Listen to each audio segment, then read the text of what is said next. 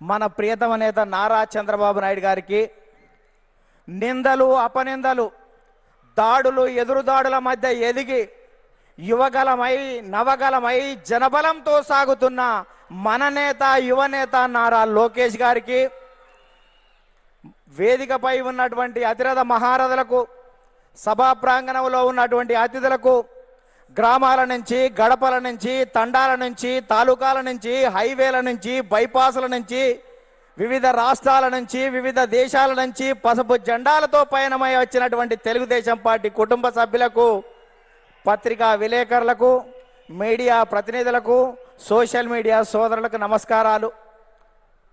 అందుకనే చెట్టు మీద కూర్చున్నటువంటి పక్షి కొమ్మ బలాన్ని నమ్ముకోదు, రెక్కల బలాన్ని నమ్ముకుంటుంది.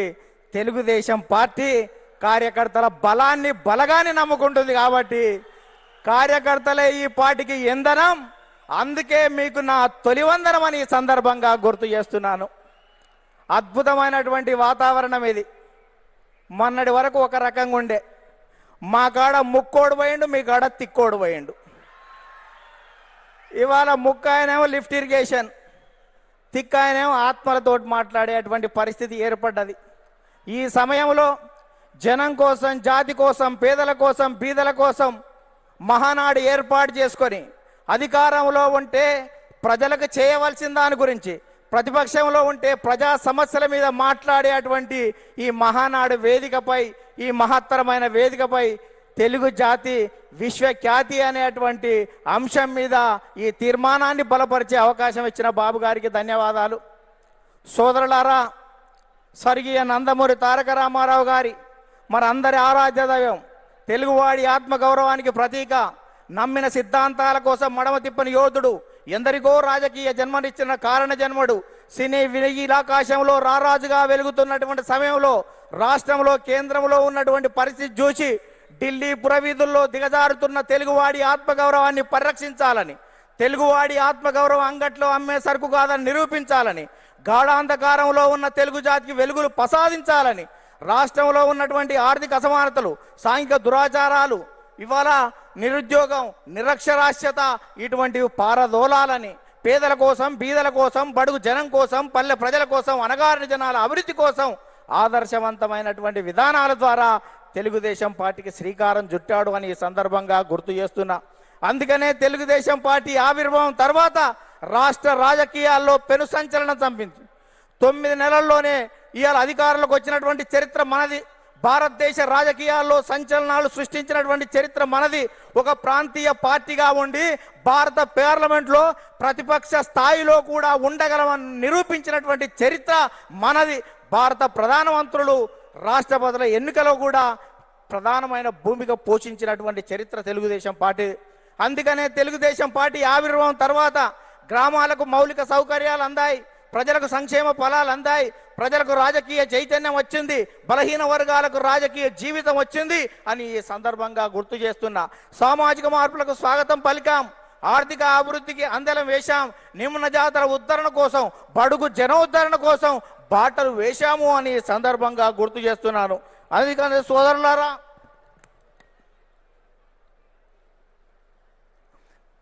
బడుగు జనోద్ధరణ కోసం బాటలు వేశాం.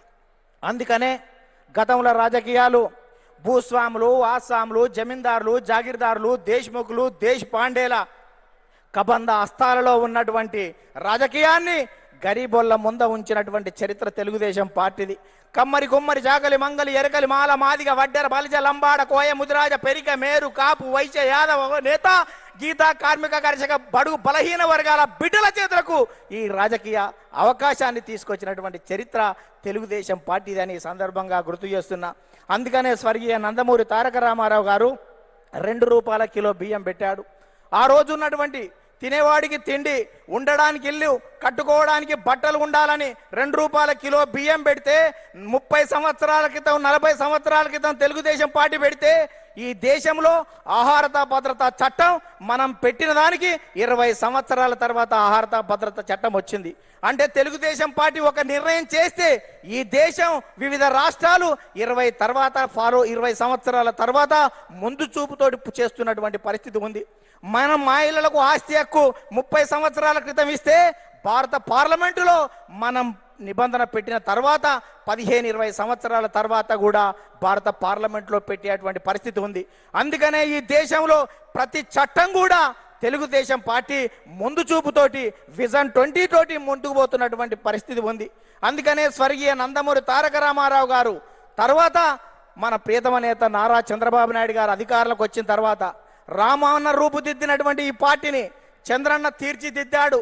అందుకనే విద్యకు ప్రాధాన్యత ఇవ్వాలనే ఉద్దేశంతో ఇవాళ సమైక్య రాష్ట్రంలో 23,000 పాఠశాలలు, 1,047 ఉర్దూ పాఠశాలలు, 40 రెసిడెన్షియల్ పాఠశాలలు, 4,352 అప్పర్ ప్రైమరీ స్కూళ్ళు, 906 ప్రైవేట్ జూనియర్ కళాశాలలు, 362 ప్రభుత్వ జూనియర్ కళాశాలలు, 131 ఇన్సెంటివ్ జూనియర్ కళాశాలలు, 1,295 డిగ్రీ కళాశాలలు, 275 బిఈడి, 276 ఎంసీఏ, 206 ఎంబీఏ, 188 ఇంజనీరింగ్ కాలేజీలు, ఇవాళ 26 మెడికల్ కాలేజీలు, 24 ఫిజియోథెరపీ కాలేజీలు ఏర్పాటు చేసి, 31 నర్సింగ్ కాలేజీలు ఏర్పాటు చేసి, 31 ఫార్మసీ కాలేజీలు ఏర్పాటు చేసి ఇవాళ 1,60,000 టీచర్ పోస్టు భర్తీలు చేసి, 60,000 విద్యా వాలంటీర్ల నియామకం చేసి, కిలోమీటర్కి ఒక ప్రాథమిక పాఠశాల, 3 కిలోమీటర్కి ఒక ఉన్నత పాఠశాల, మండలానికి ఒక జూనియర్ కళాశాల, రెవెన్యూ డివిజన్కి ఒక ఇంజనీరింగ్ కళాశాల, జిల్లాకు ఒక మెడికల్ కాలేజీ ఏర్పాటు చేసి 17% అక్షర శాతాన్ని పెంచి ప్రపంచవ్యాప్తంగా వస్తున్నటువంటి అవకాశాలని పునికి పుచ్చుకొని వెతికి పట్టుకునే దమ్మును, ధైర్యాన్ని, చైతన్యాన్ని, స్ఫూర్తి ఇచ్చినటువంటి చరిత్ర మన నారా చంద్రబాబు నాయుడు గారు దాన్ని ఈ సందర్భంగా గుర్తు చేస్తున్నా. అందుకనే యువత నేడు నారా అంటే రా అని పిలుస్తున్నటువంటి తరుణం ఆసన్నమైంది అని ఈ సందర్భంగా గుర్తు చేస్తున్నా. చంద్రబాబు నాయుడు గారు ఐటీ తేవడం వల్ల ఇన్ఫోసిస్ వచ్చింది, ఐఆర్డిఏ వచ్చింది, IIIT వచ్చింది, ఐఎస్బి వచ్చింది, ఐసిఐ వచ్చింది, నల్సార్ వచ్చింది, నేషనల్ ఇన్స్టిట్యూట్ ఆఫ్ కన్స్ట్రక్షన్ వచ్చింది, ఇటువంటి జినోమ్ వ్యాలీ వచ్చింది, ఔటర్ రింగ్ రోడ్ అంకురార్పణ చేశాం, ఇవాళ ఇంటర్నేషనల్ స్టేడియాలు కట్టాం, ఇంటర్నేషనల్ స్టేడియాలు, ఎయిర్పోర్ట్లు నిర్మాణం చేశాం. ఇవాళ హైదరాబాద్లో అనేక రకాలైనటువంటి అభివృద్ధితోటి ప్రపంచవ్యాప్తంగా ఉన్నటువంటి కంపెనీలు ఇవాళ హైదరాబాద్కు వచ్చాయి, తెలుగు రాష్ట్రాలకు వచ్చాయని సందర్భంగా గుర్తు చేస్తున్నా. తెలుగుదేశం పార్టీ ప్రపంచవ్యాప్తంగా ఉన్నటువంటి తెలుగు వాళ్ళ కోసమే పనిచేస్తుంది అని సందర్భంగా గుర్తు చేస్తున్నాను. తెలుగు రాష్ట్రాల అభివృద్ధికి అడుగులు నేర్పినటువంటి చరిత్ర తెలుగుదేశం పార్టీది. తెలుగు రాష్ట్రాలలో ప్రగతిని పరుగులు తీయించినటువంటి చరిత్ర ఇవాళ తెలుగుదేశం పార్టీదని సందర్భంగా గుర్తు చేస్తున్నాను. అందుకనే సోదరులారా, ఇవాళ ప్రపంచవ్యాప్తంగా నారా చంద్రబాబు నాయుడు గారి మీద ఉన్నటువంటి మమకారంతో ఇవాళ చంద్రబాబు నాయుడు గారు అనుక్షణం, ప్రతిరోజు, ప్రతి గంట, ప్రతి నిమిషం, ప్రతి క్షణం ప్రపంచవ్యాప్తంగా వచ్చినటువంటి మార్పులను గ్రహిస్తూ మనని చైతన్యం చేస్తూ ఆ వైపు మనల్ని తీర్చిదిద్దు తెలుగు జాతిని మహోన్నత జాతిగా తీర్చిదిద్దేటువంటి దానికి శ్రీకారం చుట్టాడు అని సందర్భంగా గుర్తు చేస్తున్నా. అందుకనే తెలుగుదేశం పార్టీ 20 సంవత్సరాల క్రితం చంద్రబాబు నాయుడు గారు జినోమ్ వ్యాలీ పెడితే కోవిడ్ టైంలో వ్యాక్సిన్ జినోమ్ వ్యాలీ నుంచి వచ్చి భారతదేశం మొత్తం ఇవాళ గర్వించదగ్గటువంటి వ్యాక్సిన్ 20 సంవత్సరాల క్రితం చంద్రబాబు నాయుడు గారు పెట్టిన జినోమ్ వ్యాలీలో తయారయ్యింది అంటే దేశం మొత్తం కూడా చంద్రబాబు నాయుడు గారికి ధన్యవాదాలు చెప్పవలసినటువంటి అవసరం ఉంది అని సందర్భంగా గుర్తు చేస్తున్నాను. అందుకనే అనేక మంది నేతలు రాజకీయంగా ఎన్ని విమర్శలు చేసినా మాన్యశ్రీ ప్రధానమంత్రి సైతం చంద్రబాబు నాయుడు గారి గురించి అనేక విషయాలు చెప్పారు. ముందు చూపుతో ఉన్నటువంటి అతని నాయకత్వాన్ని నేను అనుక్షణం చూస్తూ ఉంటానని చెప్పాడు. 20 సంవత్సరాల క్రితం చంద్రబాబు నాయుడు గారు టూరిజం గురించి చెప్తే ఎగతాళి చేసినటువంటి కమ్యూనిస్టులు మొన్న మా తెలంగాణ అసెంబ్లీలోనే టూరిజం అంటే మేము అపార్థం చేసుకున్నాం, అది అద్భుతం అని చెప్పినటువంటి పరిస్థితి చూశాం. అందుకనే ఇవాళటువంటి తెలంగాణలో ఉన్నటువంటి కొన్ని శక్తులు మనం నిత్యం వ్యతిరేకించే వాళ్ళు అనేక సందర్భాల్లో కూడా మనం చేసినటువంటి చంద్రబాబు నాయుడు గారి జినోమ్ వ్యాలీ గురించి కానీ ఆర్థిక అభివృద్ధిని ఏ రకంగా ముందుకు తీసుకువెళ్ళాడనేటువంటి విషయం ఒప్పుకున్నటువంటి ఉంది.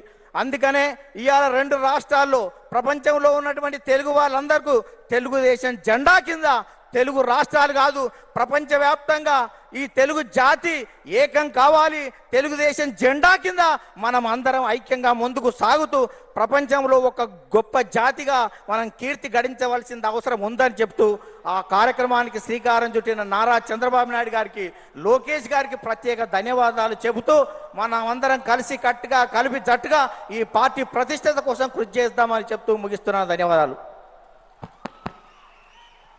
థ్యాంక్ యూ నర్సిరెడ్డి గారు. రెండవ రోజు రెండవ తీర్మానాన్ని ముగించుకున్నాం. తర్వాత తీర్మానం రాష్ట్రం విధ్వంసం నుండి పునర్నిర్మాణం వైపు అడుగులు అనేటువంటి తీర్మానాన్ని ప్రవేశపెట్టడానికి